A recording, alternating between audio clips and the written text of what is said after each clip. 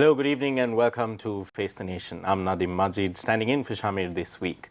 So, while the country is facing a myriad of crises, shortages of essential items, fuel, medicines, etc., there's also another shortage that we don't often talk about, and that is the shortage of legitimacy, the crisis of legitimacy facing Sri Lanka's politicians, both in the government and in the opposition in the aftermath of the Aragalaya.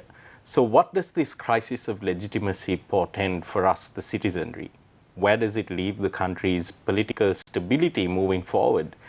At what point are we going to see elections to resolve this crisis in legitimacy? To talk about this and more, we're joined this evening by former SLFP parliamentarian, Mr. Kesaral Gunasekara. Thank you, Mr. Gunasekara, for joining us on Face the Nation. And also the National People's Power Executive Committee member, Mr. Chaturanga Abesinghe. Thank you, Chaturanga, as well, for accepting our invitation to be on Face the Nation. So I'd like to start this evening's program with you, Mr. Gunasekara. The SLFP, I spoke of a crisis of legitimacy facing all of Sri Lanka's politicians. I suppose an argument can be made that this crisis of legitimacy is facing the SLFP more so than others? You are referring to the state ministry portfolios that were accepted by the SLFP parliamentarians? Well, the state ministry portfolio is accepted by the SLFP parliamentarians. The fact that most of them have been elected on a SLPP ticket. Where is the party? What is the party's current status? Well, the question is, we have still not had a Central Committee meeting after the parliamentarians took over the state ministry portfolios.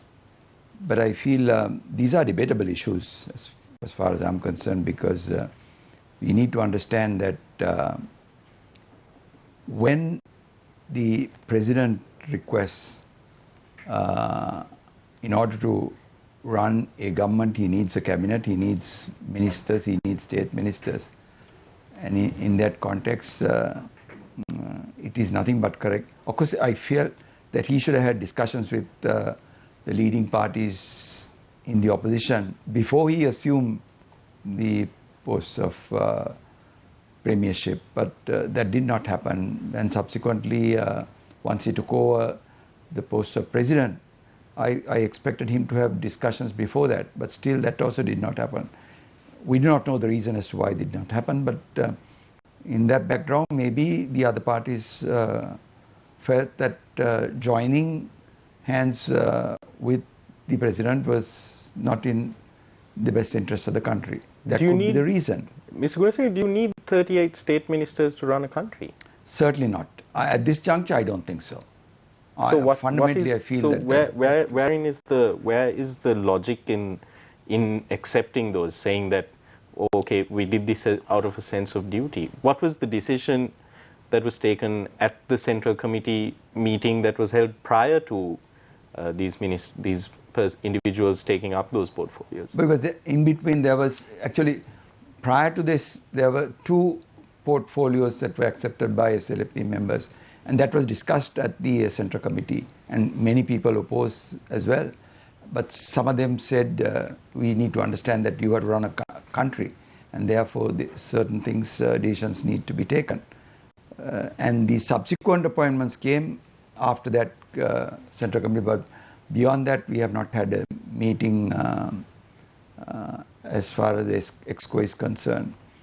Well, I feel these are debatable issues, you know, you got to discuss this matter. So, Mr. Gunasekara, in your opinion, not your party's opinion, but as a former parliamentarian and also as a councillor, local government councilman as well, where do you stand on do you feel that there is a crisis of legitimacy facing Sri Lanka's politicians in the first place?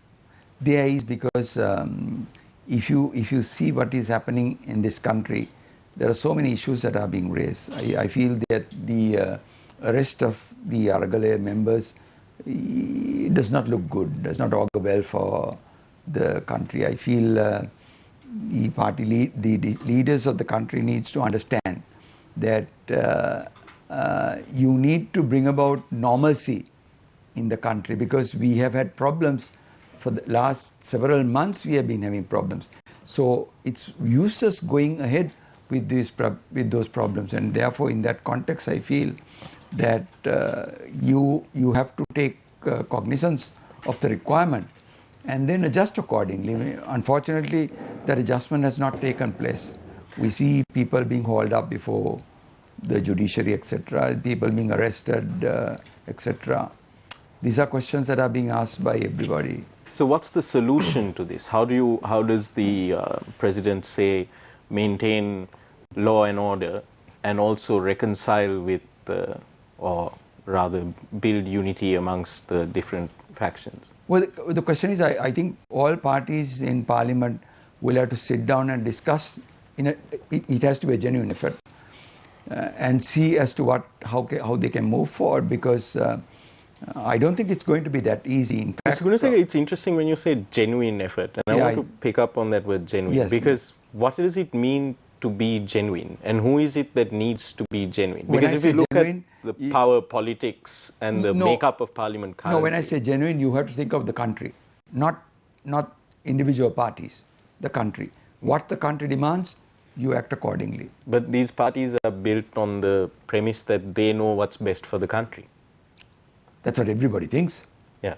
But then in that case, then the argument could be made that they are being genuine when they say that we think that this should be the way forward. No, the question is, you have to understand that you can't put yourself before everything else. You must put the country first. And if you go on those lines, well, I'm sure there are so many things, so many adjustments that can be made.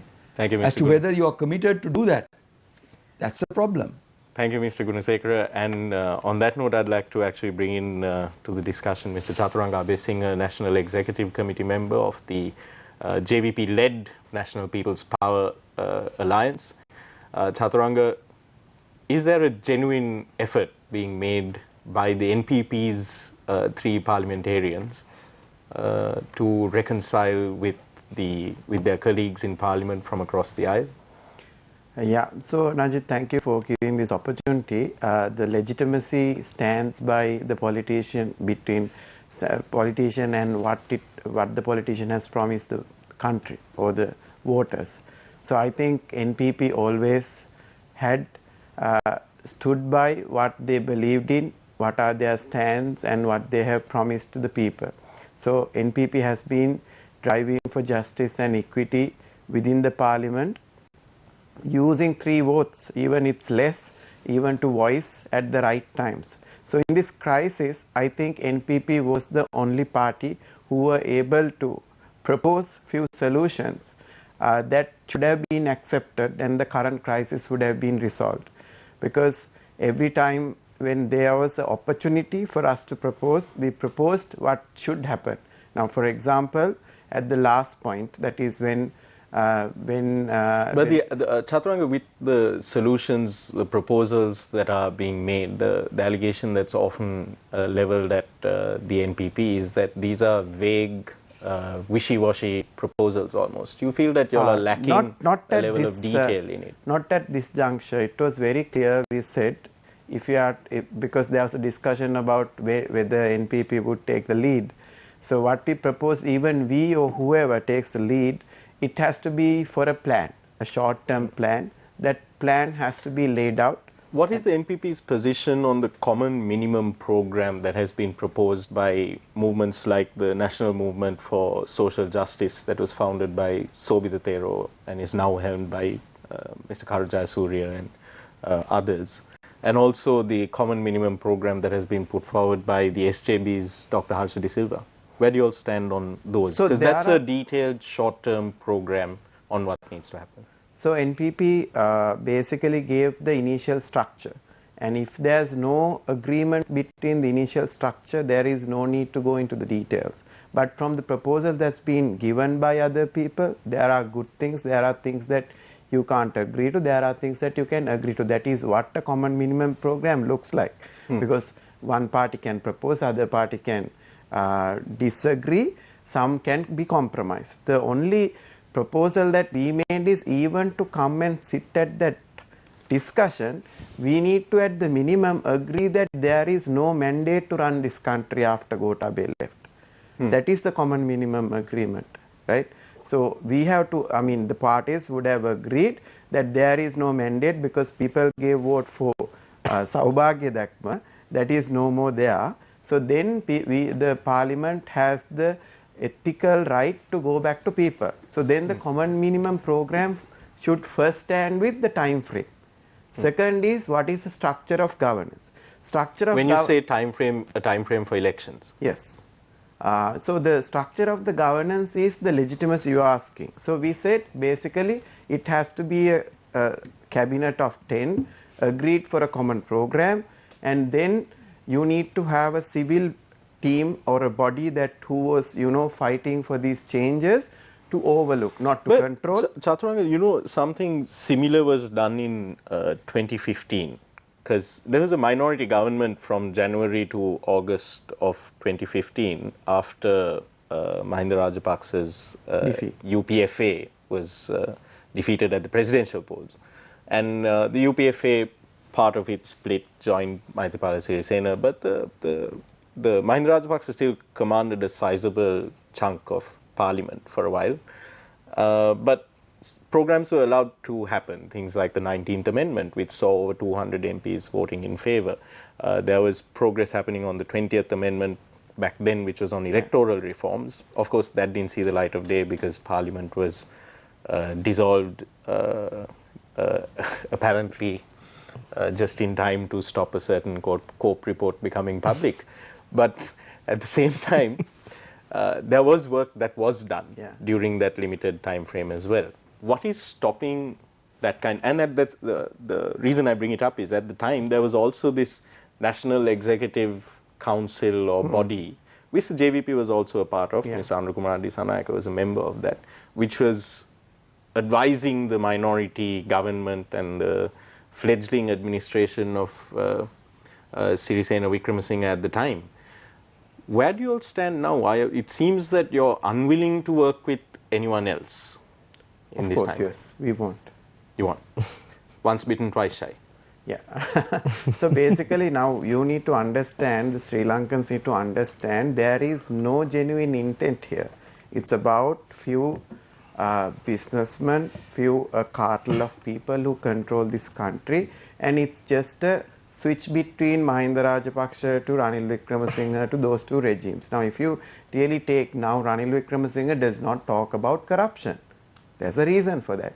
2015, the same incident that you said, JVP also made a conscious effort because they were part of that Taragali at that time when they said Mahinda Rajapaksa cannot be defeated, and it was done. And there was a fight for legitimacy. It was called at that time Aragalene Yahapalani, right? People wanted a genuine change. The effort was to end corruption and bring some justice and law and order to the country. So JVP actually made a genuine conscious effort, but I think Anura Kumar Disanayake is the best person who explains how it did not happen and how it could not be taken forward. So that is the reason they stepped out also. So there is no reason for us to believe that a parliament which is full of goons, which is 140 SLPP, and then Ranil Wickremesinghe coming on top of that, would make any possible change for the better. So there is no reason why we should go into alliance. Even now, if they bring a good resolution, there will be hands up. If there's something bad as what's been coming through, they will be against it. That's how it's going to work. So what is the NPP's plan then to resolve this crisis? The national crisis? Yeah, with three. I mean the political crisis. Yeah, so because, like I said, even in the opposition, the mandates are, fair to say, distorted now. And the only way you can conduct as many surveys and opinion polls as you want, but the only way you'll know with any degree of certainty where the public will is if you hold elections. Yes. And where, in the absence of elections, because Ranil Wickremesinghe has until 2024, the balance of Gotabaya Rajapaksa's term. This parliament's term goes on until August of 2025. So they are not in any rush to dissolve parliament either. Given that this is the situation, in the coming, let's say, year, 2023, 2024. Market 3 months. You're saying there'll be elections in 3 months? No, what I'm saying is, this is the same way Gotabaya Rajapaksa also thought. He had 4 years, we have a stable government, two-thirds, right? You can today check the Department of Statistics issued the second quarter production, right? How 8.4% contraction in our GDP. It's been felt in all the fields and industries. Whole of SME sector is down. People are not getting enough income to live, right? So it's the only way is Aragalaya. So Aragalaya 1.1 happened, and NPP is very keen, and we are very much organizing the ground to ensure that the election comes next as soon as it's possible. Do you think that the NPP, given the unwillingness to work with almost any other political faction, is capable of being the mobilizers behind the next phase of the Aragalaya? Because let's not forget, I mean, it started off quite organically with candlelight vigils in suburb street junctions. So that was organic growth of protest. The NPP being behind it means it's politically motivated, politically driven. Do you think that your party, I mean, I did say that the mandates are now distorted, so we should probably not go with just over the 3% of the national vote that you all got at the 2020 general election. Maybe that number has increased, maybe it has decreased. But given the NPP's willingness, let's say, to appear at the forefront of this, do you think that it discourage people from actually protesting? So I think it's two different eras. So different times of protest has different motives and different type of people. Now, for example, the previous Aragalaya was discussed as a system change. I think that's also the name used by majority. But there were 3 fractions who came to Aragalaya. One fraction was who was guilty of appointing Gotabaya Rajapaksa. They just wanted him out, so they came to street. The second fraction was who lost the standard of living because of the fuel and the electricity, right? So they came, and now they are not coming because that's sorted out. The third fraction of people who really struggle for decades and years and centuries for a change in this system. And if you look at now, those people are still in Aragalaya, right? So it's a matter of people. But it seems then that that was a small faction, because okay. they are not showing the same numbers. So that's because anymore. That's okay. If you look at the numbers, what if I say, you say it's 3 factions? I would argue that it was a lot more than 3, because on any given day when Golface was packed to bursting with people, you walk from Golface roundabout to the Lotus Road roundabout, and along the way you'd run into about a dozen people with megaphones having their own little pocket protest within that main protest. So I would argue that there were at least a dozen factions there, not there just were 3. Factions of groups of people, but when you look at the intents, I said there's 3 intents. 3 intents. Thank you very much, Saturanga Abesinghe and Mr. Kesara Gunasekara as well. We're talking about the crisis of legitimacy facing Sri Lanka's political parties and politicians, the public representatives. And to question our guests this evening, I'm joined by Charlene Benedict and Senita. Senita, just after the news, let's give you first go. Thank you, Nadeem. My first question is to you, Mr. Chaturanga Abesinghe. Sri Lanka is in the middle of an economic crisis, and part of solving this crisis, as one of the things we should do to solve this crisis is privatization of loss-making government institutions. Sri Lankan Airlines, Ceylon Electricity Board, companies such as such. Your party has been very vocal, very against, has been opposing privatization for many years.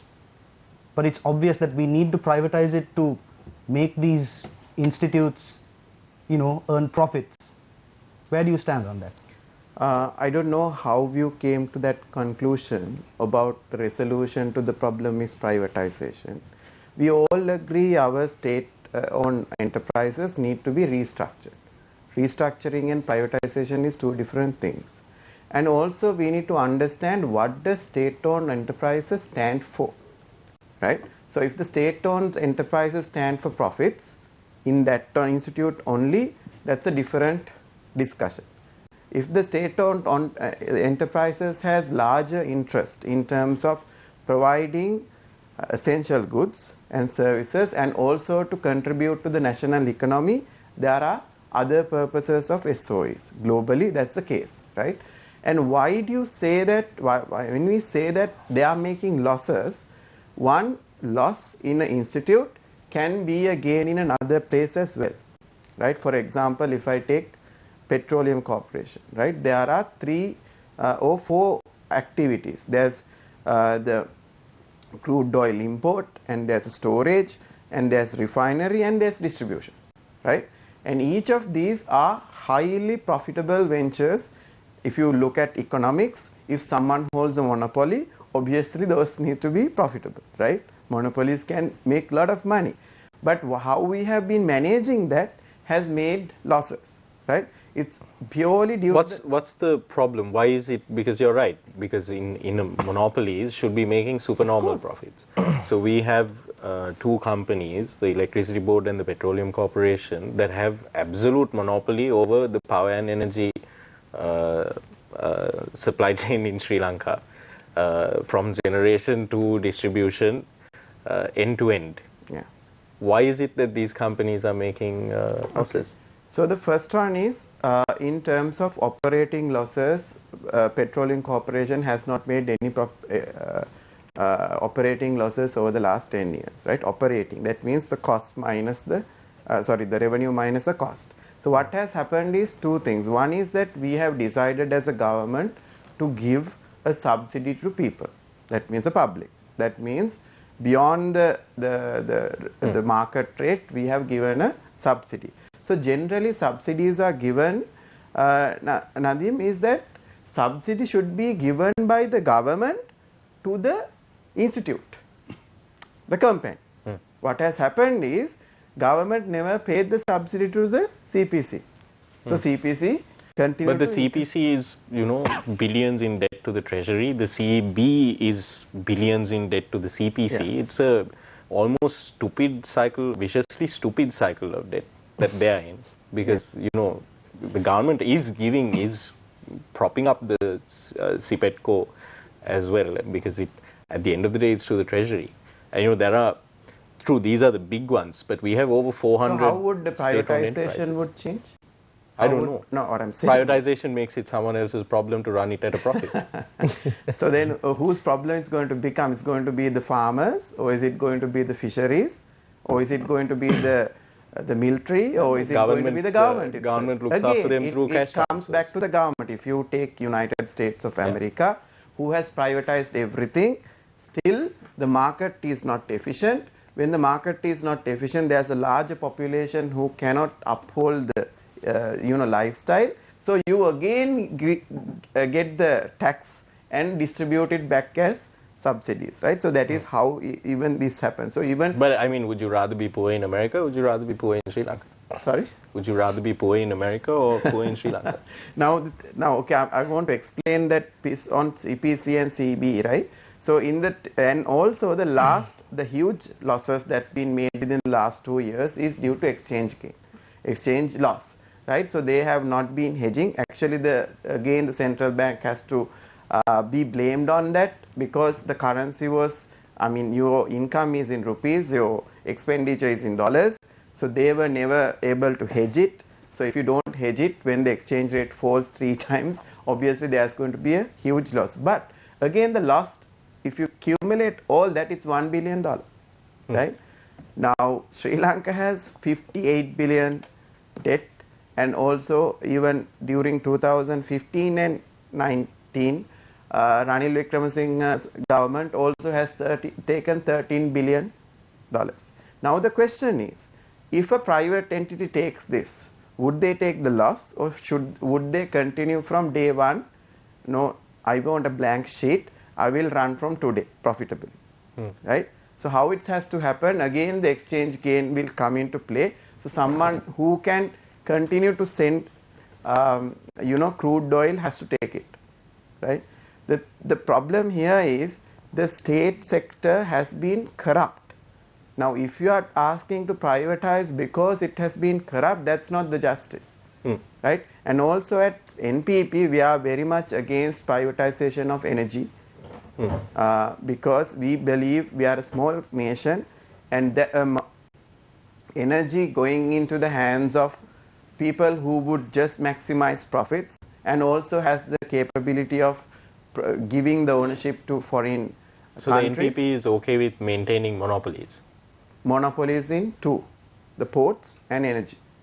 Ports and energy. So, I mean, all of the private terminals that are being operated now, if the NPP government is voted in, you will close them down? Sorry? The private terminals. No, when you that say are monopolies, what I'm saying is the control, right? So monopoly can be a 80-20, again you can call it a monopoly. So the thing is that what we are saying is the control of those two has to be in the under state. That is the policy we have. Probably other political parties. I noticed that in your comments you were talking about, you never spoke about, because a lot of people have spoken about the manpower in these massive state-owned enterprises, and they say that it's unnecessary. Do you think the NPP doesn't talk about things like downsizing the public sector because you're beholden to the unions? No. Do you think that the public why sector should we carry a problem somebody has taken, right? Do you think that the public sector is over large? That it is way too big and it needs to be downsized? It has to be downsized. Do you feel that this applies also to CPETCO and the CEB?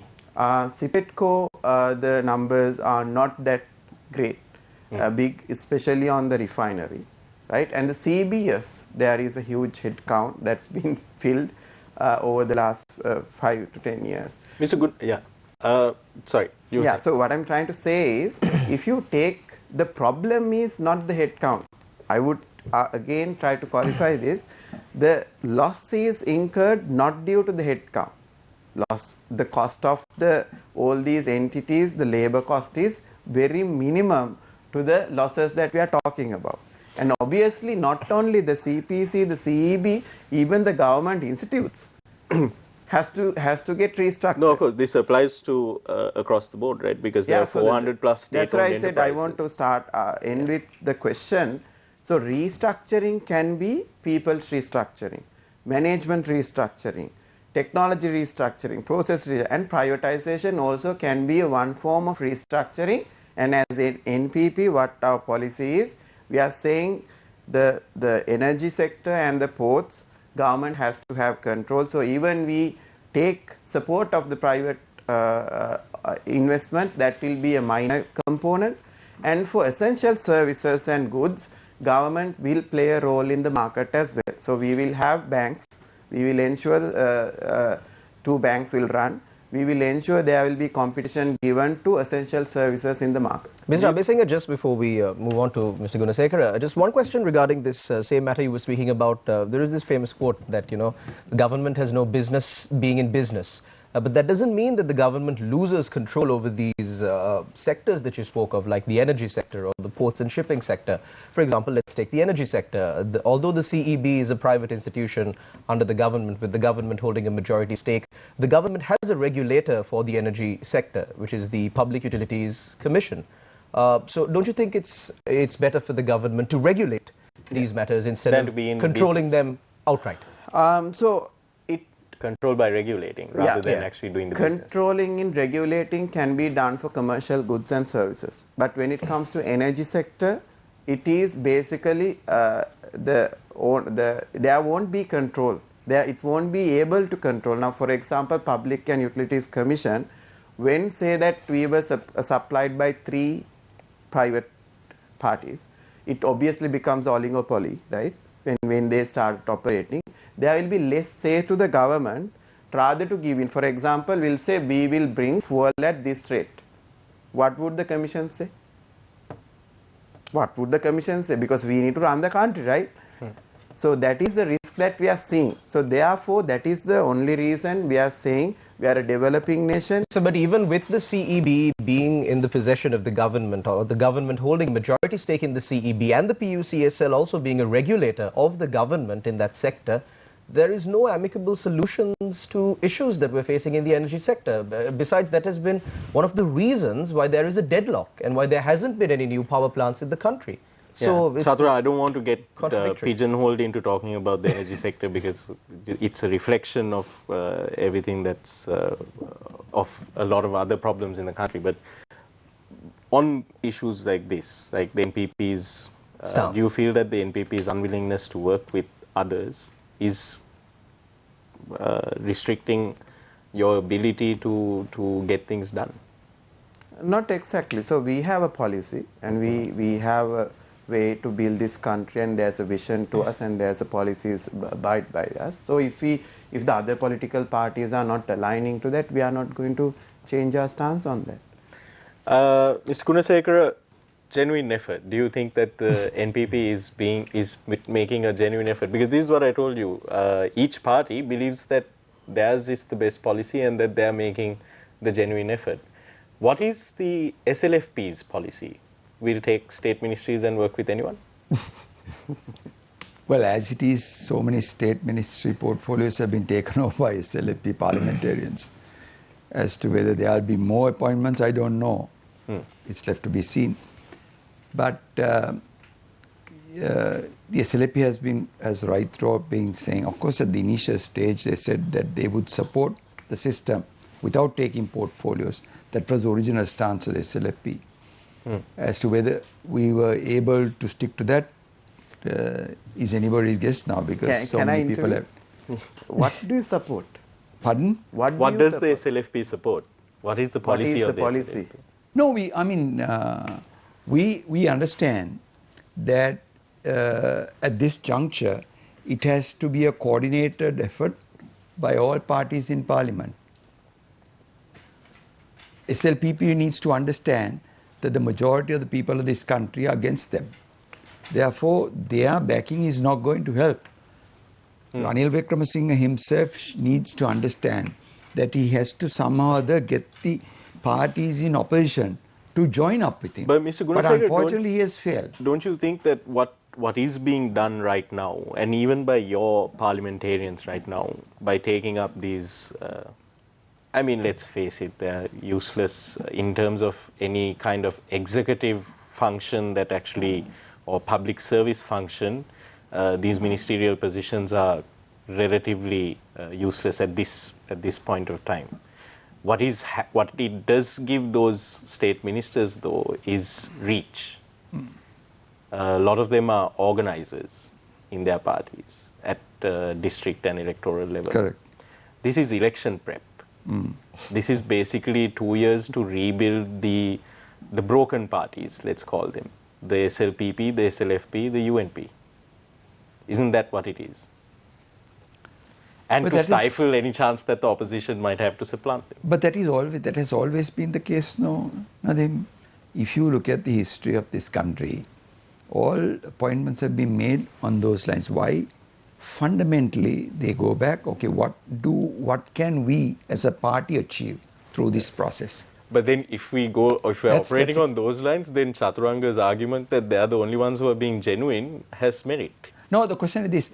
Chaturanga also has to understand that if there are parties, please permit me to say this, if there are parties to go forward, they need to tie up with people.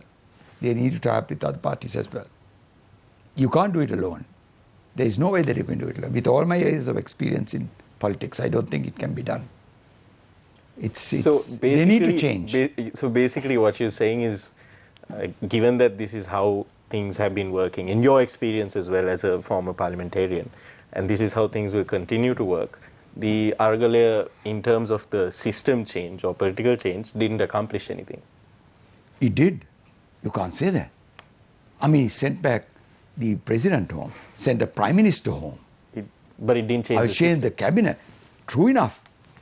That change, I felt should not have taken place. But unfortunately, that's what we see. Mr. Gunasekara, but people are seeing a lack of options. Like, say, for example, there is an election coming up, and we know that the process of registering a party, even in Sri Lanka, even for the youth who engaged in the Aragale protest, as someone, if they have political aspirations, for them to register a political party, there is a huge process. There is a massive process. It takes about a couple of years for sure. So obviously in the coming elections you can't really expect these people to come as a separate political party. Hopefully they do find a way around the bureaucracy. However, when people look at the parties that are there in parliament, we see a lot of the same faces. And since you are from the Sri Lanka Freedom Party, do you think the Sri Lanka Freedom Party is making a genuine effort? And I'll ask a follow-up question after that. No, the question is this. We need to understand, as far as I see the Aragalaya, initially I felt that the Aragalaya wanted a change. It was not that they wanted to be the change. No, but Mr. Gunasekara, do you think that the Sri Lanka Freedom Party is making a genuine effort in instilling change? I think they have been right throughout. They have been right throughout. But, for example, recently I saw... It's not an easy exercise. I know it's not an easy exercise. Recently I saw former President Sirisena, the leader of your party, speaking at an event. I believe it was an anniversary celebration of the Sri Lanka Freedom Party, where he said, if Ranil Wickremesinghe can come into parliament and become president in 3 days, why can't we do it? We can take power, we can form a government. But that kind of thinking is what got us in this mess in the first place, is it not? You could say that. But the question is this now. We have to understand that in this country, it is political parties that finally decide as to what takes place in this country. So, as I told you, Aragalaya's original intention was a change. Not that they wanted to come into the picture. Maybe subsequently they could come in to governance. But that is what they wanted, and they had a legitimate grouse because the country was taken on the wrong path. That was right. What they said was perfectly correct. We can see the lines between political parties becoming blurry because of one of the things that you suggested. You said political parties like the NPP or the JVP cannot work alone. You need to work in collaboration with other parties. But it's a difficult exercise. It has gone to a degree for them, where we really can't believe in whatever these political parties say, because you get two political parties standing for two very different policies, but they come into parliament and they form a coalition and they adopt a completely different policy. So how do we work around that as voters, as constituents? How do we look at political parties who are willing to work with any political party just for maybe even for perks and privileges for certain members of their party, or for, like you said, election prep? I think, like Nazim said, for election prep. No, the question is this, for several years we have been seeing there is no agenda for the country. There are agendas for individual parties, but there is no agenda for the country. So nobody is pursuing that agenda. When there is no agenda to be pursued, nobody is pursuing it. That is what the Aragalaya wanted. They wanted an agenda for the country. So do you think the country has an agenda now? No, it still doesn't have. Still doesn't have. Mr. Gunasekara, you were talking about experience in this thing. When studying the Aragalaya and post-independence Aragala years in Sri Lanka, you'd recall the very first one, which was the 53 Hartal, again, which was multi-ethnic, predominantly driven by working people, the working classes, and in opposition to the policies of the then United National Party government. Politically, this was also a time of crisis of legitimacy for Sri Lanka's politicians. For the first time since independence, their power was being challenged, their authority was being challenged, and eventually this ended in the formation of, we didn't see elections for 3 years after that, and after that we got the formation of the Pancha Balavege of Panchamaha Balavege of Mr. Bandaranaike, which then led to Sinhala only, etc. So there is an argument to be made from a political science perspective that ethno-nationalist movement kicked off from what was initially a multi-ethnic working class struggle, and that people in the power elite kind of latched on to those notions and found a way to keep themselves in power. do you feel that that is essentially what is going to happen to this? Because the 2022 Aragalaya there's a lot of commonalities between it and the 53 Hartal, aren't there? You are saying that you see commonalities, with regard to 53 and 2022? Working class people, multi-ethnic, taking to the roads because they're unhappy with government policies and their neglect at the hands of the government. They've been neglected at the hands of the government. The specific policies may be different, but as Chaturanga said, the intent, there is shared intent. But what grew out of that was a ethno-nationalist movement. Do you feel that come 2025, we'll see a similar, with this time wasting on elections, we'll see a similar growth of, instead of a pluralistic public political will, we might see further polarization. That is a possibility, but we should work against that, if you say so, because I feel that this country has fundamentally been driven on division, divide and rule. That's the best way forward for everybody. Ethnic divide, religious divide, everything divide and rule. And many people have been supporting that. Many people have been supporting that. I come from a school there. For me, Tamil, Muslim, English, burger, it's the same. Sinhalese, it's the same. But that is not the case with so many. So what is the SLFP doing right now? Let's say we spoke about the common minimum program. Now, I'm sure both of you will agree that if an election is to be held, let's say a time frame for an election is to be held, there are certain constitutional safeguards that need to be put in place beforehand. We need to ensure that there is an independent election commission. We should look at things like campaign finance legislation. Which is very essential. So there's a whole, basically the barriers to new entrants need to be taken away.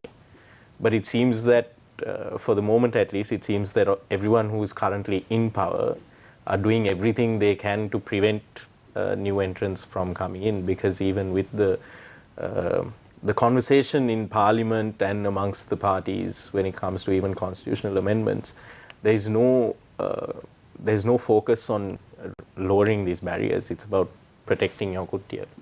So that's why when you say genuine effort, maybe the parliamentarians need to realize that the genuine effort that is required is for them to step aside. Yeah. I said it several months back. I said, look, if the majority of the people in Parliament decide, okay, we are not going to come back, that's the best thing that can happen to this country. Does this apply to the members of your party as well? Everybody, all parties. We need to understand that there comes a time where you have to think, okay, let the others, because I still feel youngsters must come into the picture. But Mr. Gunasekara, I think there was a discussion even recently, as former President Gotabaya Rajapaksa came back into the country, that parliamentarian Sitaramepola would resign and allow him to come into Parliament. Any thoughts on that? Well, as to whether Gotabaya Rajapaksa would want to come in, I doubt it very much. I don't know, but still, for all, anything is possible the way things happen in this country. But I feel that the majority of the people in Parliament needs to understand what the message is in this country, what the message that is floating around, that they have to step back, step down. That's the only way. You can't, because you've got to understand. We ourselves need to understand we have to move out and let the others come into the picture. That's the only way. We need youngsters to come into the picture. You need to train them. Otherwise, things will definitely go down the wrong path.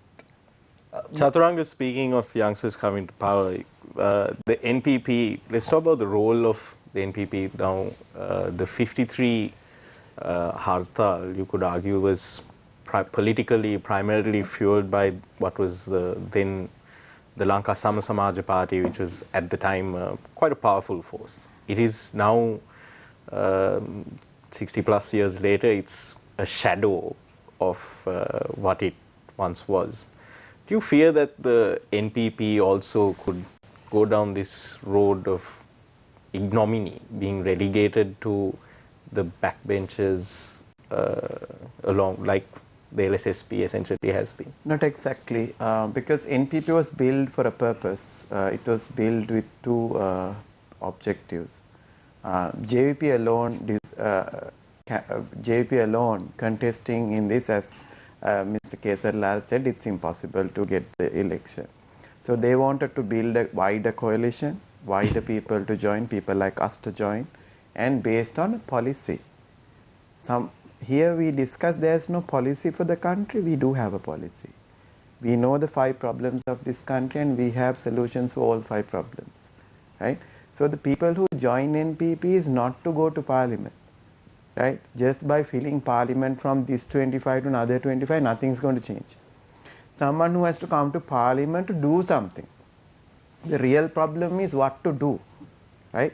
Now we have one problem, which is our import-export gap, which is keep on widening. Have you heard, any of you heard during last 3 months, which export industry is going to improve, which import that would reduce, that we would manufacture or alternate here? We didn't hear that. Did you heard about how do we bridge the gap of the budget? Yes, we did heard, just by increasing indirect taxes. Nobody talked about direct taxes, because that is the real problem we are faced here.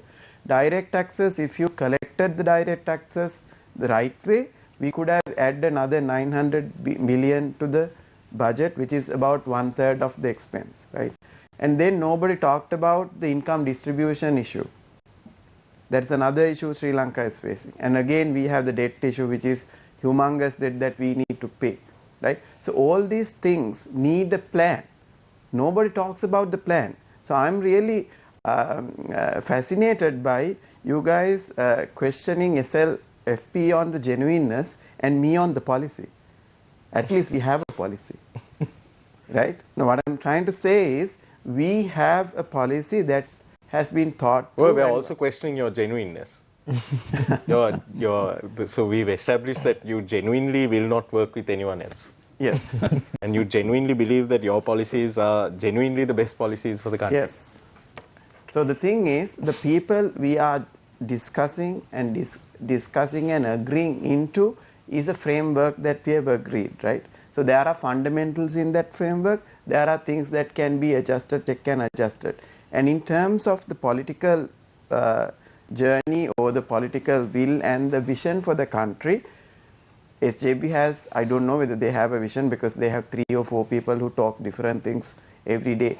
And then SLFP and SLPP, I really can't understand what their plans or policies are, because last time what they put as SLPP is Saubhagya, right? And then I don't know whether they stand by that, or Ranil Wickremesinghe has regaining Sri Lanka, coming back again. It's very unclear. But as a political party and alliance that's been built across the country and getting all the new people into the system, we do have a framework, right? The other parties might argue that while they have a diversity of opinion, you all have a hive mind. So other parties who are genuinely interested in fixing the country, they can negotiate and discuss, and we are not going to align with any of the large parties as parties. If individuals who believe this country needs to fix, and this is how our production has to be improved, this is how education has to be built, this is how we have to manage our foreign policy, this is how we need to manage our legal system, we do have a view. Right? But I think, Mr. Abhisinghe, one of the issues that the public at large has with the policies of the MPP is the fact that it seems to be advocating for a more protectionist economy instead of opening up the economy and being part of that global supply chain that will also, of course, assist us in paying back large foreign debt, as you rightly mentioned. So we are not against the open economy. We are not against the private businesses. There is no policy document or a statement we have ever made. So what we are saying is, country need to have a production plan So a country without a plan, where would it go? We have export industry, we have competitive advantage in apparel industry. $5 billion. What's the plan to take it to $10 billion? That's government's mandate. For the government's mandate, we should invite private investors to improve that. And then what we need to do to bring private investors, you need to improve the doing business, ease of doing business index, right? What is underneath that? It's commissions. It's about corruption. It's about a bad legal system. So if you look at even in an open economy, the barriers has to go away for SMEs. Barriers has to go away for entrepreneurs. But what do we have now? We have few people doing business. Majority are deprived of doing business. With NPP, we are very much keen that there will be a national plan, and the government will facilitate all the SMEs and the entrepreneurs and private business, even foreign investors, to come in and ensure that the production plan is taken care of. When you say protectionism, right, what do we need to protect? Now, if you take all the developed countries, when they build their certain industries, there has been certain level of protectionism. There is no free market in this world. Where is the free market? Can Huawei go to US? No, they can't, right? So there is level of barriers to entry in any market. India, you can't take anything into So India. what are the so that's what I mean, like in any country, you, as you correctly mentioned, that's there. But does the NPP have a policy that would encourage enterprise, entrepreneurship? Yes. Because it seems that, because even with what you said, let's say, for example, if you're controlling everything in energy, in I don't think it's just certain controlling, other owning. things, yeah, owning and controlling, then the incentive to Make profit.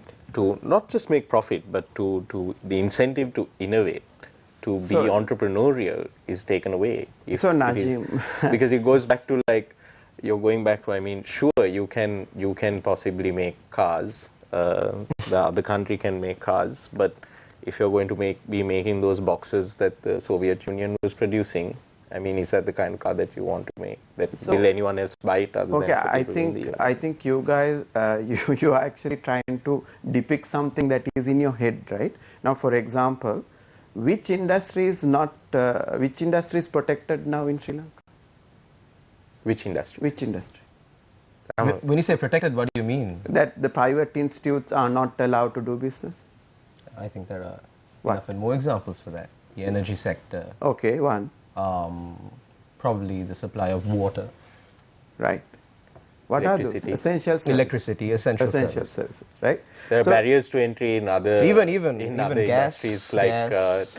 I mean, you could go into things like tiling, and there's let's say very unique protections that are in place Yes, that prevent protections anyone else. that So allow that is cronies because- to continue businesses. Right, but so there's a that form is of not- crony capitalism That is happening, not let's say.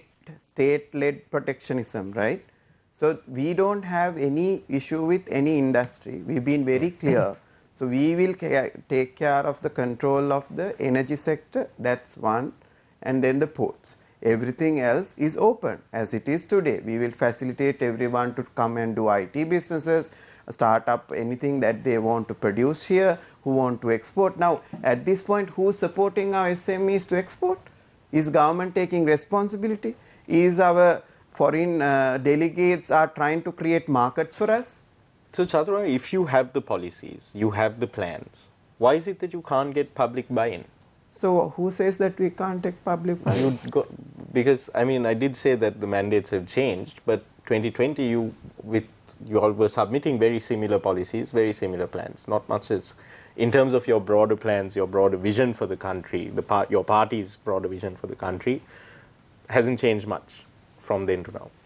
But you were only able to get just over 3% of the vote nationally. So whoever comes... But in 2015 as well, at the 2015 general elections as well, I think that time it was about 6%. It was JVP, yeah. yes. Yeah, JVP, It was 4.85. JVP alone, 6%. But that was around the time that the JVP also came out with their Our Vision policy manifesto. Elements of that are also in the NPP's plan as well, right? So you could argue that So do your you public think- buy-in has reduced. Do you think that the public voted on policy? I don't know. I'm asking. So why is it that you're unable to get because the public are not voting on when you talk policy? about votes, the thing is how, as Mr. Kesarlal, So your position is that you're unable to get public buy-in because the public are not voting on policy. Not what I'm trying to say is the situation and the country, the decisions, the critical decisions country need to make, it need to be made between the two bigger parties, right? So the third party, even in the next election, will not get votes. So we are very sure that we are running for the cup now, right? So the match is on, and people have realized these two parties are same. So obviously there's no difference. So there is two parties now in the next election. It's either NPP-led coalition or whatever that's going to be made out of UNP, SLPP, whatever, that's going to be the case. So we are very So confident. you don't think the SJB is even a factor? No. SJB's mandate is over because they came in terms of Ranil Wickremesinghe not being able to become in power. There is no difference in policies also, not even the political culture. Yeah. So in terms of next election, what we have been doing on the ground, we have been gathering the momentum. So you're confident that the JVP, NPP is still the third force in the No, country? we are the second or the first force. You're the second or the first force now. Mr. Gunasekara, the SLFP, do you think the SLFP is going the same way as the Lanka Samasamaja Party, relegated to ignominy? No, my God, no, I don't think so. But Mr. Gunasekara now, SLP is still a strong force. Mr. Gunasekara, I find it very interesting that both of you didn't disagree with the fact that the LSSP has been relegated to ignominy. So, do you think that the SLFP has the potential to be to become a third force, or even to, or do you agree with Chaduranga's assessment of where the political sentiments lie at the moment? No, the SLP has a very, very strong base. They have a very strong base. It's true enough that some of these people went and joined the other party that was supported by Mahinda Rajapaksa, but then still for all, their base is still intact. But I mean, Therefore, even before President Maithripala Sirisena's departure, decision not to contest a second term, before the merger with the SLPP, the SLFP / UPFA, when you all contested 2018 local government elections, you all took a big loss in that, didn't you? Yeah, because UPFA. by that time, Mahinda Rajapaksa had decamped and formed his own party, and they were doing a lot of damage to the SLFP, but then still for all, I feel that the SLFP base structure is still intact. You believe it's still there. intact? Because even in the north and east, Because it's still there. the JVP and NPP fared better at the local government. local polls. government election. So it would seem that they are on the rise and the SLFP is on the As far as the local government elections, Yeah. no, SLFP is much more better than the SLFP. no, I mean, as far as retaining your voter base and then gradual growth goes. correct. In that respect, yes, I agree. But then still But for all. Mr. Gunasekara, now we heard Mr. Abesinghe giving us a full breakdown of the NPP policies, where they plan on going, their plan for the country. Of course, there is an issue with communication and also reciprocation by the general public, because as Mr. Abesinghe said, there are different reasons why the public vote for who they vote for, and most of the time, if not all the time, it's not based on policies. Mr. Gunasekara, speaking about what the Sri Lanka Freedom Party is really doing on the ground, recently it was quite funny. When I walked out of my house to get to work, I saw a current SLPP local government politician making multiple rounds from our area to the junction and offering people lifts. The first time I thought, okay, he's helping a man out, but the next time I saw him going 3-4 rounds, I kind of understood that it's election prep, because the local government and provincial council elections are due in a few months. So, Mr. Gunasekara, as far as the Sri Lanka Freedom Party goes, what really are you doing on the ground?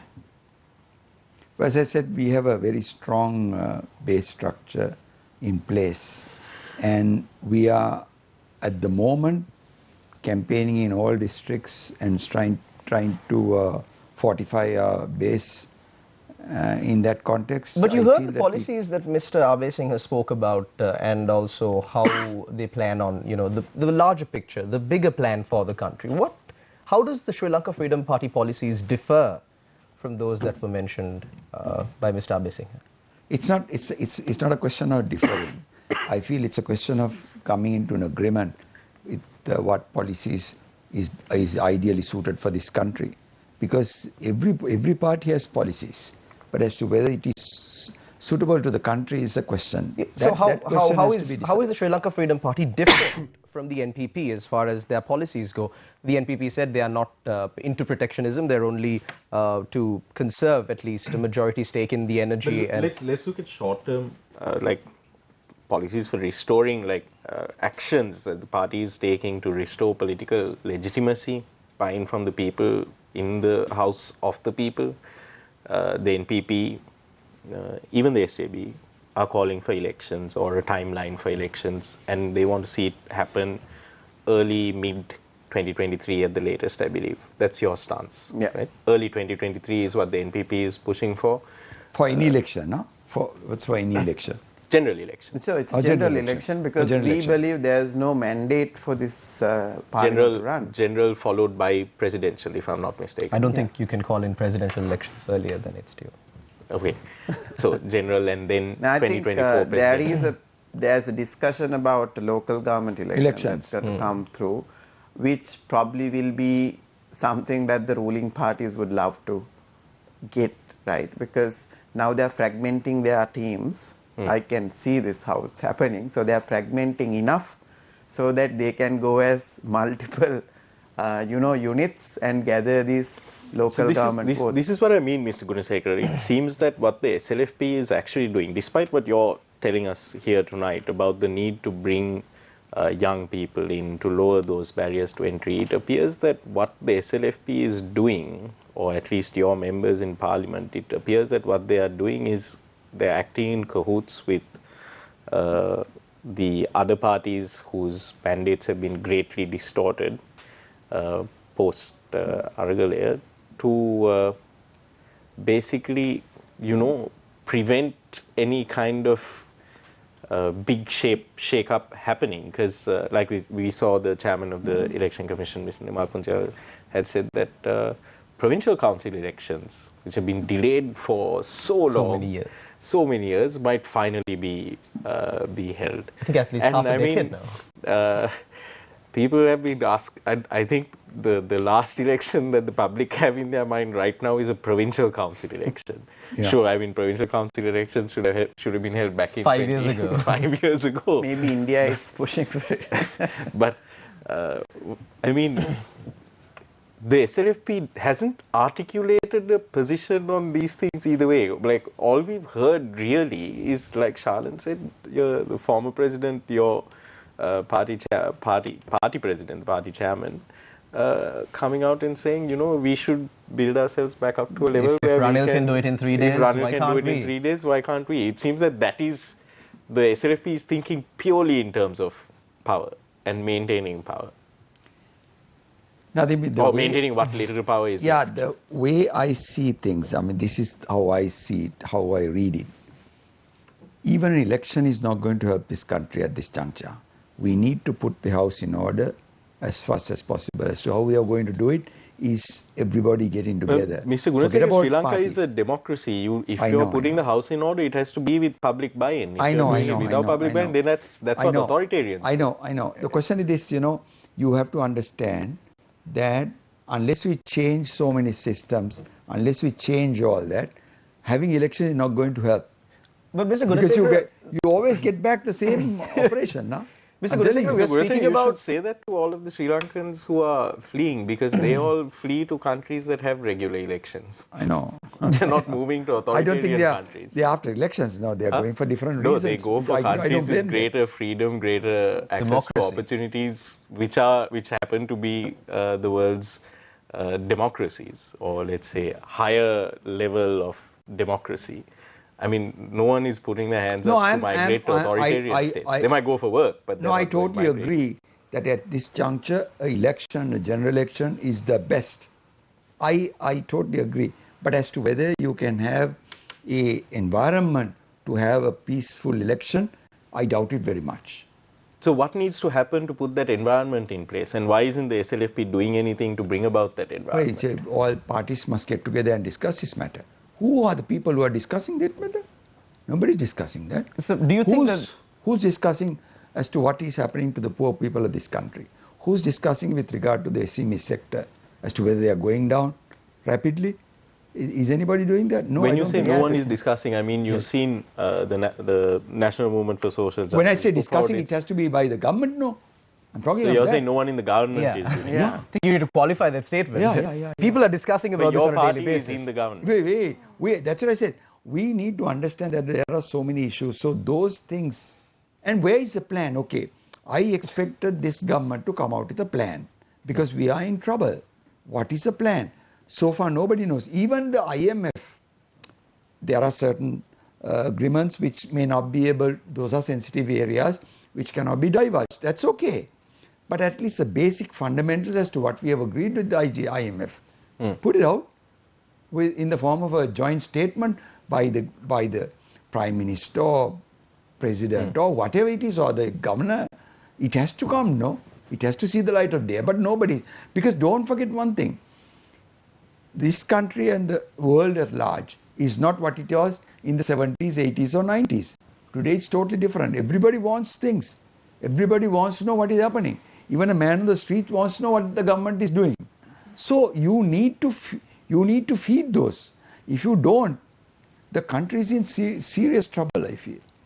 So that is where I feel that the government has to understand it's far more better to come out with what they are planning to do, to come out with what they aim to do and what the plan is, and they put that into operation.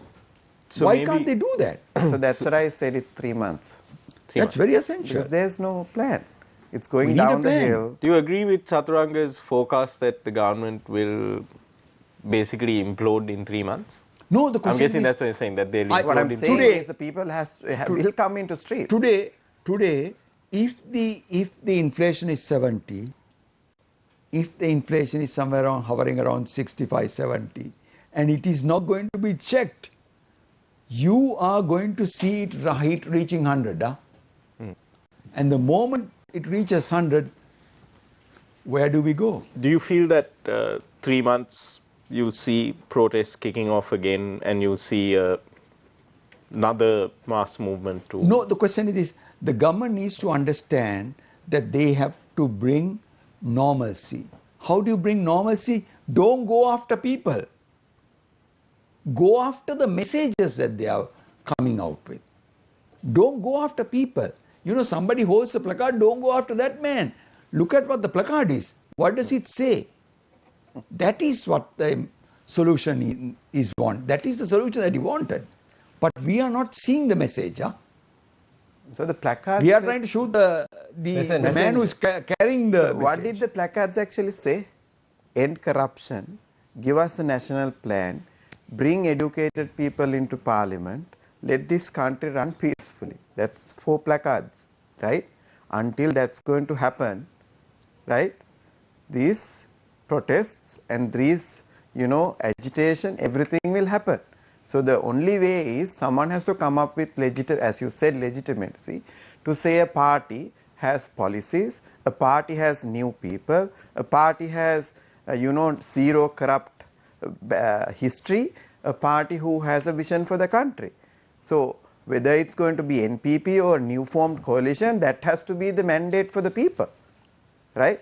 So people are going to keep asking this. I think the country which was before July 9th and there's a different country after July 9th.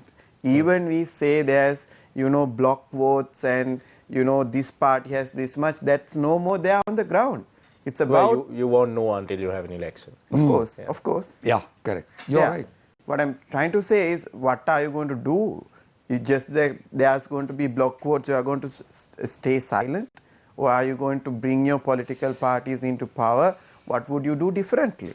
So as NPP, we are doing things differently, we think. Because now we have made about 1,300 Kottasa Sabhas, and all the Kottasa Sabhas, the executive committee is non-JVP activists in that village. and there's a lot of momentum in all the professional bodies that we are joining in different sectors. This 27th we will showcase how we are going to make tourism industry happen. So there will be a big forum on how tourism needs to be fixed. Likewise, each industry we will bring into light, and people has to listen to us first, right? You can't go back into your own shell of thinking, socialism, capitalism, Russia and all those things. We've been very clear in our policy. We are going to win the world. We have to win the world because it has to be dollars that we earn that's going to fix this country. First you need to bring that capital in and the revenues in, and it's going to be done by the private sector. Government is not going to do business, right? Government cannot do business. Not right? Yeah. So So Mr. Gunasekara, it sounds like, I mean, we were talking about where the parties currently are, and we were talking about plans and policies. Which party is now the new third force? Because earlier we used to say we are, at least for the better part of the last, let's say, post-90s, or since the entry of the JVP into electoral politics, we used to say that the JVP was the third force in the country when it came to like national level politics. I mean, when you listen to what Chaturanga is saying, they've articulated their plans, their visions. We're not hearing anything similar from the SLFP, which is why I'm worried that the SLFP may be headed down the same path that the LSSP, the well-worn path of the old left, let's call them, the LSSP, the Nava Samaj. No, but there's a lot of, let's say, skeletal parties there now. Is the SLFP going into that graveyard of the old left? No, I don't think so, because as I said earlier, we have a very strong base, and especially even in the north and east we have a strong base. So I still feel we need to work very hard. That's true enough.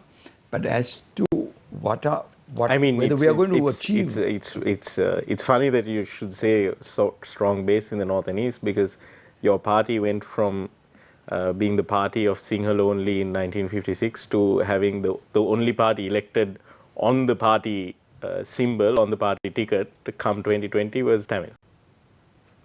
It was Mr. Angajan Ramanathan. Because as he's far the only as I'm member concerned, elected technically from the SLFP, because the others ran on the SLPP ticket. Yeah, everybody ran on the SLPP ticket. No, the question is this.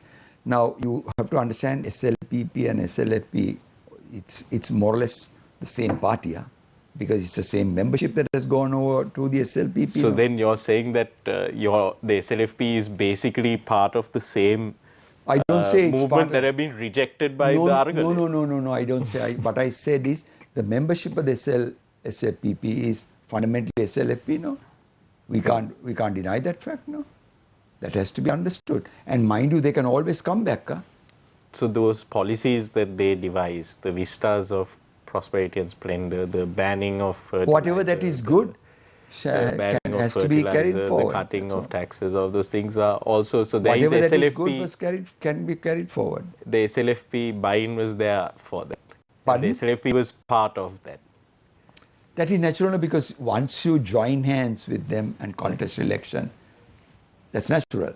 But the question is, it doesn't mean that we support everything. We support everything what the government does. No, I don't think so. We don't support everything that the government does. I mean, what the government is doing now, nobody is supporting. We're not supporting. Definitely. So Rajab, so I think in another 10 years' time, these questions can be asked from NPP if we go and make these coalitions. Because people are getting into coalitions not to fix the country, to retain the power. That this country need to understand. Every time there is a fall of any of these parties, there is someone to protect. Who's that? The opposition. So it's not a division. It's just that there are in two colors or few colors. Now there are, I think, 6 factions. You have Vimal Veeravancha's faction, the SLPP, SLFP, and there's another Dalasaraha Peruma faction, and there's another one that's formed with Chandrika Kumaratunga. What are these? These are the engines that they create to gather votes, and one fine day they are going to come together. That's what he means by a coalition, to get together, right? So people has to understand who's listening. This is a political trick they are playing. Yeah. They lost the plot. They are breaking into fractions with the agreement. But right? Chaturanga, I mean, if you remove the morality and the ethical concerns from what they are doing, I mean, I find it hard to disagree with the fact that that is exactly what is happening, because all indications of the action so far portend that this is exactly what they're doing. But if you remove the morality and the ethical concerns from it, people could argue that this is why the NPP will not gain government power. So people can argue. So my request is, you need to get into politics. The media, the journalists, the people who vocal about, who understand it probably better than us, has to come into politics now. Because if you really want to make this country happen or make this thing happen, either, okay, we have two options. One is we can leave. Most of them are taking that route. If you are willing to stay here, and if you are conscious about the problem what we are faced with, which is again coming majorly from the political culture, not from policies. Even the policies that would have been implemented since last 20 years, if there was no corrupt politicians here, we would have made a better progress than this, right? So if you are really willing to see that, don't wait for NPP to fix this. We are not going to do it alone.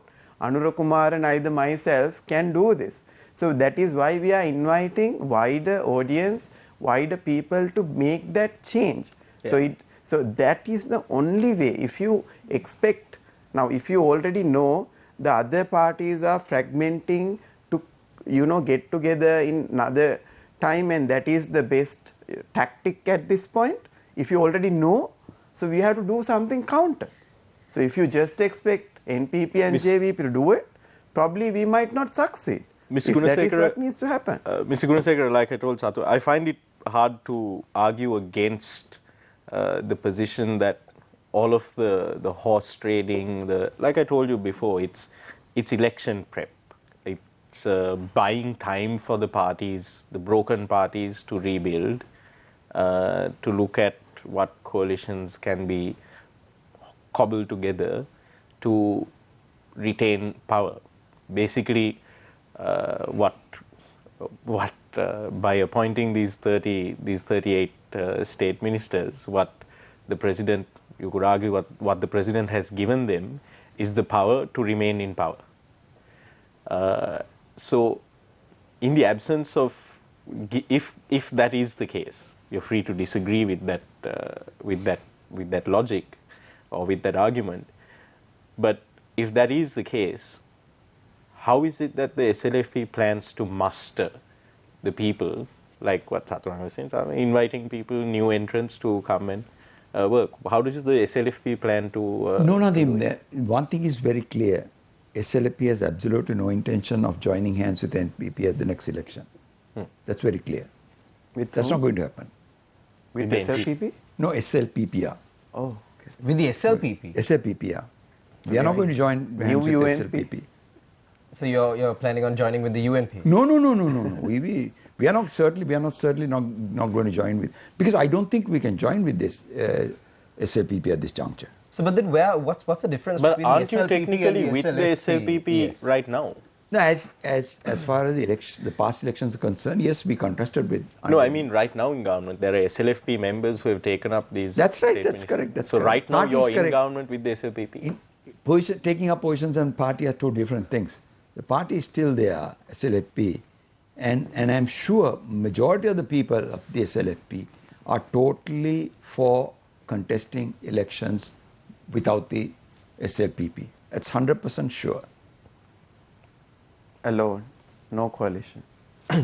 Those are things that can But Mr. Gunasekara, these party crossovers, walking across the floor in Parliament, has been an issue in Sri Lanka for quite a long time. And I believe it was the leader of the SLPP itself during the 52-day government who confessed, saying that the prices of MPs have gone up to hundreds of millions of rupees, and that's why we can't quite secure power, even for the betterment of the country, but for their own financial gain would be in the interest of the people. I think there was a qualification where a certain group wishes to cross over, then they would not lose. There was something like, I can't tell you exactly. But parliamentarians were unanimous in their agreement to remove that provision. Has the SLFP changed their stance on this? No, as far as I'm concerned, I feel that if you contest under a particular party, you should not be given the right to change your party. So then, I don't think that is so correct. only NPP fought for it, and still we are asking for it, right? The bigger parties will never agree to it because I don't think that, yeah. Yeah, so I mean, we will continue to fight for it in the parliament, and even in the, if there's going to be any amendment, that will be something that NPP will fight for. Because if you can't have legitimacy in your party, now very good example, I think it was on a similar debate in the same at Sirasa Satana. So the journalist asked one of our candidates, you guys are telling the same. Whoever comes here, you guys are telling the same. So is it wrong? Right? Because we have congruence. Right? We have agreed on what we want to do. And as individuals, we are not even thinking of doing something different. So that is the legitimacy people really want. If you ask a mandate for a vote, and if you have agreed and voted me or whoever on a particular policy, and that person has to stand by that in the parliament. And if you cross over, you have to lose the seat. You can't, because you got the vote for to standing by something. No? I think people has now, the next Aragale has to bring all these reforms in to get it done. Senator, one more question. I'll give it to you before we go in for a short break. My question is to you, Mr. Gunasekara. A few minutes ago you said that focus on the placard or the protesters are holding, and focus on the message and not the messenger. And one of the main messages that we saw in the Aragale particularly was that politicians above the age of 70 should retire, and there should be new blood, new fresh faces, and youngsters coming into parliament. But these days more and more young people who are trying to come into parliament seem to be family members. Young people are going to prison, and old people are staying in parliament.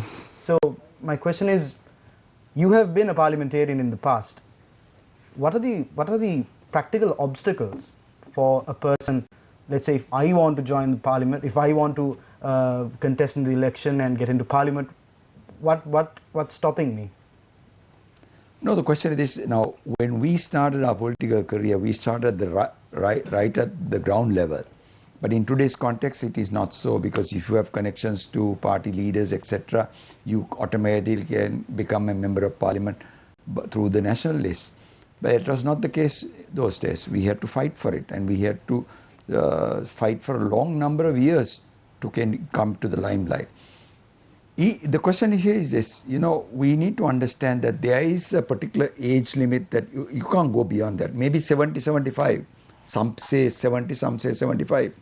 Is a limit, and you should not go away. But then at the same time, don't forget that there are certain people, even at the age of 75, they are fit and strong to run a country or do something. That is always the case. There could be one or two exceptions, but generally 75 should be the maximum. And I feel that the youngsters must be given a chance. Youngsters must come into the picture. That's the only way that we can move forward. There is no other solution. You have to think of the country, because as it is, I have said this over and over again, this system, political system prevalent in this country is so corrupt that unless we get rid of everybody, we'll never be able to put this country back on track. So it seems everybody. It seems that you're in somewhat agreement with the NPP that everyone needs to go. I have said this before. Yeah. I said it is ideal if all 225 say, look here, So, we are Mr. not coming. Gunasekara, maybe you should also leave the SLFP and form a new party. Join the NPP. But it looks like your former leader has already beaten you to it because she's already set up the Navalanka Nidahas. No, but don't forget, SLFP is a very strong party. It has a good background as far as I'm concerned. I feel their policies are ideal. It needs a lot of young members to join the party. We can do so many things as far as SLFP is concerned. Can I add to your question? Yeah, sure. So at NPP, I haven't spent a single cent so far. We have a system that enables the youngsters to come into politics because we work as a team, right? And for all the other parties, I'm pretty sure that they need to have a lot of finances. That is one big entry barrier, right? You need to come into politics because if you can't spend for you, you can't come. Now here at NPP, we have a collective fund. The NPP put the stage up and we go and speak. There is no worry who's going into the parliament. And the entry barriers are very out. It's basically if you agree with the policy and if you have the knowledge and if you really have the passion to make a change, we have a platform. It's about to be used. Is there room within the party for dissent? Yes. There is dissent. Yes, there is dissent. There's But plenty. we agree for common. But all the dissent is behind the closed doors. Sorry? The dissent is not made public. No. The dissent is behind closed doors. Handle everything in-house. Yes. Thank you very much, Chaturanga Abesinghe and Mr. Kesalal Gunasekara. Thank you, Charlene and Senita as well. We'll go in for a short commercial break. We'll hear closing remarks from our two panelists when we come back.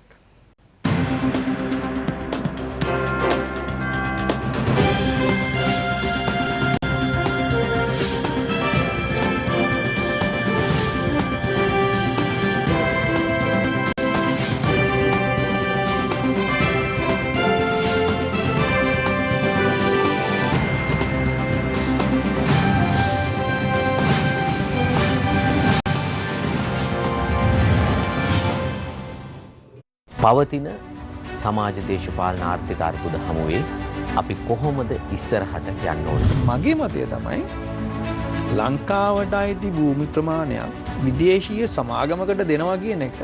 ඒක වැරද්දක් නෙමෙයි. හැබැයි විදේශීය රටකට දෙනවා කියන එක ගැටලුවක්. රජයට අයිතිකාරයෙක් නැහැ. එයා ගන්න අවුරුදු 5 තුල එයා කරන ප්‍රොජෙක්ට් වලට ගන්න ලෝන් වලට එයා වග කිය යුතු නැහැ. එතනින් පස්සේ එන කෙනා තමයි වග කියන්නේ. අන්න එතනින් හැදෙන්නේ. ඔබතුමා දැක්ක රටේ දැවෙනම ප්‍රශ්නේ මොකක්ද අපිට තියෙන්නේ? අපිට දැන්ට පේනවා පෝර ප්‍රශ්නය පේනවා, කොවිඩ් ප්‍රශ්නය පේනවා, ඩොලර් ප්‍රශ්නය පේනවා, තෙල් අර්බුදයක් පේනවා. මේවා තමයි දැන් අපිට පෙනෙන ප්‍රශ්න. ඇයි එහෙම දේවල් කරන්න උත්සාහ ගන්න? අපිට හොඳ විදුලි ජනනයක් සුනම් බලය මගින් කරන්න පුළුවන්. අතක මේ තාක්ෂණය ලෝකයේ විශාල විදිහට මේකේ පිරිවැය අඩු වී කියනවා. මගේ වගකීමක් තියෙනවා මේ පුටුවේ ඉන්නකම් එක මිනිස්සෙක් හරි මේකෙන් බේරගන්න. ඒක තමයි මගේ දැක්. ජනතාව තමයි අවස්ථාව දීලා තියෙන්නේ. රටේ මොන්ගේ අයිතිය පැහැදිලිවම. ඒකට බලපානවා අර ඔය කලින් කිව්ව දේශපාලන සංස්කෘතියක් නැතිකම තියෙනවා. ඒක අවසංස්කෘතියක්.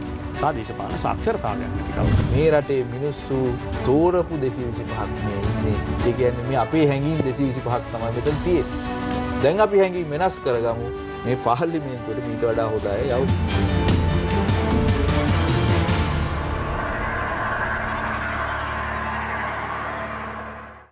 COVID-19 සඳහා ආරක්ෂිත පියවර. නිතරම හොඳින් සබන් යොදා දෑත් සෝදන්න. සබන් හෝ විසබීජනාශක මධ්‍යසාරයක් භාවිතා කර දෑත් පිරිසිදු කරන්න. සැම විටම අන් අය සමග මීටරයක දුරස්ථභාවයක් පවත්වා ගන්න. හැකි සෑම විටම නිවසේ රැඳී සිටින්න. නිරතුරුවම නිවැරදිව මුඛාවරණ පළඳින්න.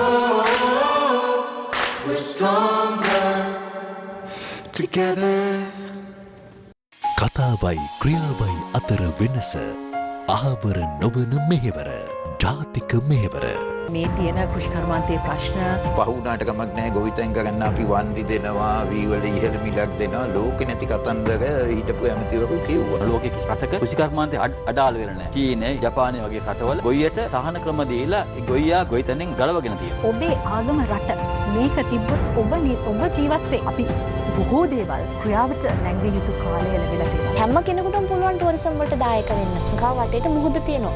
ලංකාවේ කිසිම තැනක විදේශිකයෙකුට කන්න සී ෆුඩ් එකක් නැහැ. වැඩකට ඇති කතාබහක ඉඩකඩ සතිය දිනවල උදෑසන 10:00ට TV1 ඔස්සේ.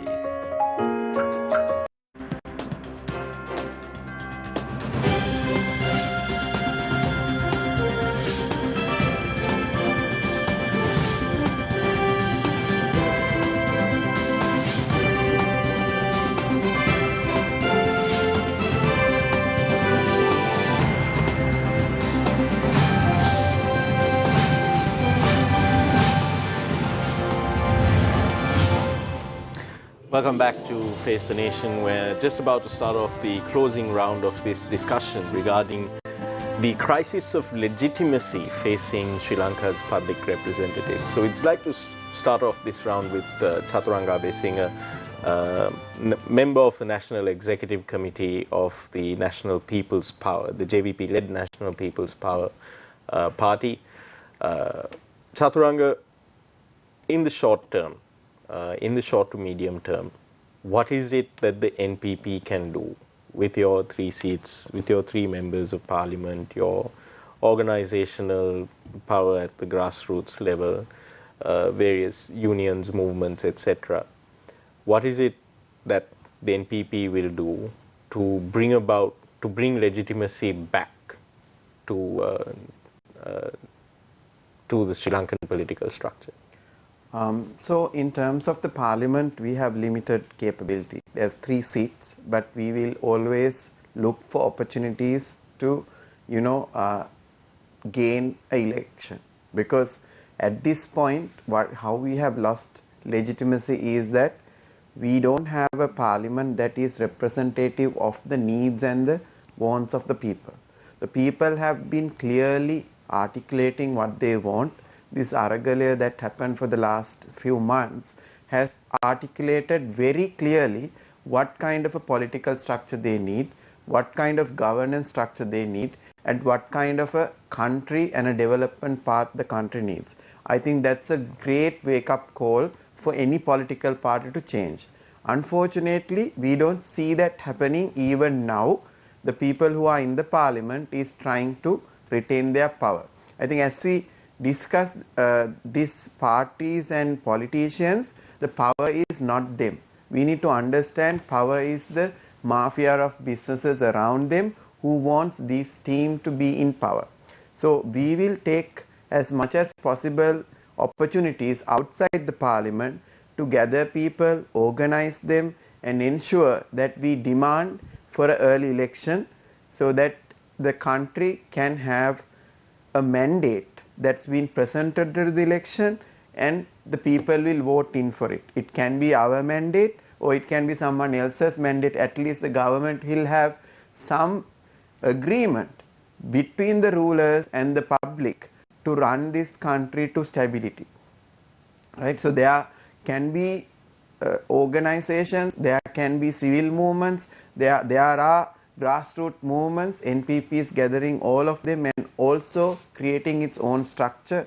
So we have been able to create all the district structures within the last 6 months. Now we are in every village. All the Grama Niladhari Kottashas are creating Kottasa Sabhas. Every week we are creating about 30 odd Kottasa Sabhas, and then the district committees will be formed, and we are in preparation. And we are also inviting all the professionals in different pillars. I lead the SME sector, and we are gathering the SME sector for a policy framework creation and also to create SME sector units across every district so that we can at least support each other in the crisis.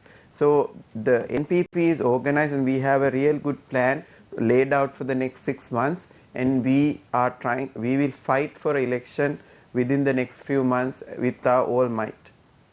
Thank you, Chaturanga Abesinghe, National Executive Committee member of the NPP. Next, finally, Mr. Kesalalal Gunasekara, former parliamentarian of the Sri Lanka Freedom Party. Mr. Gunasekara, what is the SLFP's plan for the next, in the short to medium term? I still feel that the SLFP should be pushing for or support, telling the government that they need to bring in normalcy to this country. That's very essential. Unless you bring in normalcy, you will not be able to get this country forward, because you still have unrest. You have social unrest. People are not happy. People are always having meetings all over the country, protesting and agitating for various changes. So you need to bring normalcy. How do you bring normalcy? You come into an agreement with these people. I don't know as to why the government, as to why the president cannot understand that he needs to at least give some recognition to the Aragale people. Some recognition.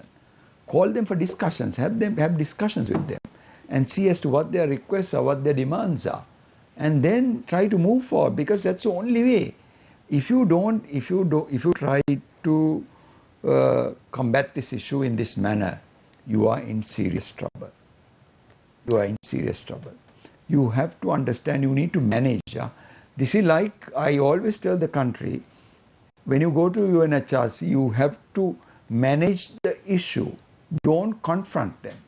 If you confront them, you are in trouble. You try to manage. If you don't manage, you are in trouble.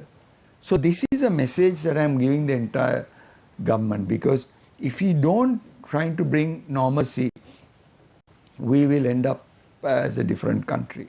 We need to support the president. We need to support the president. We need to support the government. But the government needs to understand that they can't be going after various people, going after Aragale people is not going to bring any solution. Stop that nonsense and then bring normalcy, give Aragale people a hearing, see what they want, and try to see whether you can make adjustments, because that is what they want. Their main grouse is system change and end to corruption. If you are not interested in that, you have to understand that you are not part of the administration for this country. This country needs quality people. You need to have quality administration, and you need to have people who are willing to put an end to corruption. At least go in that direction. That's very essential. Thank you very much, Mr. Kesalalal Gunasekara and Mr. Chaturanga Abesinghe. Mr. Kesalalal Gunasekara representing the SLFP tonight, and Mr. Chaturanga Abesinghe representing the National People's Power.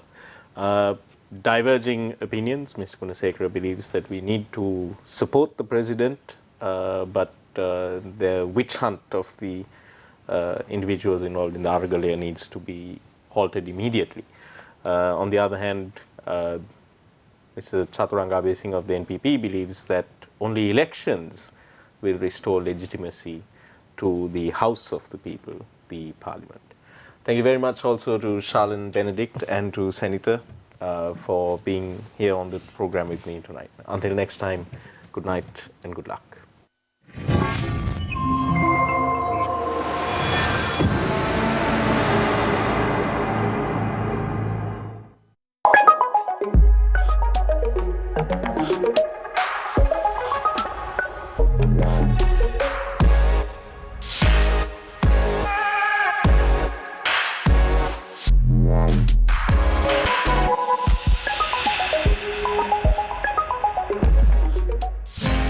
TV1 රැස් වී දෙන ජීවිතේ